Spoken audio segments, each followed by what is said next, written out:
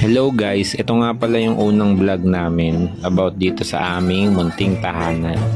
At ngayong araw din pala ay mamimili kami ng tiles.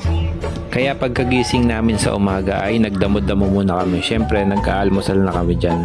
Tapos naglakad-lakad na rin para ma-exercise. At sobrang lamig ng umaga na yun guys. Kala mo hindi ako nalalamig na, nakasando pa ako. At pagkatapos nga pala namin maglakad-lakad ay syempre nagbike-bike muna ang aming baby. At ayan, ang laki nga ng kanyang pagbabaykan kasi wala pang masyado nakatira dito guys.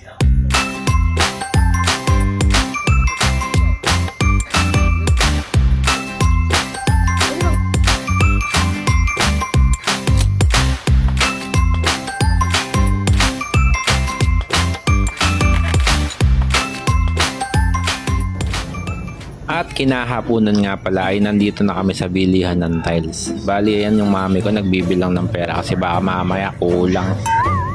Dito nga pala kami guys bumili ng tiles sa City Mini, Guyong, Santa Maria, Bulacan. Bali binili nga pala namin dyan guys ay 60 by 60 cm. At syempre sa kulay ay abangan nyo na lang sa susunod na vlog namin pag nakabit na siya.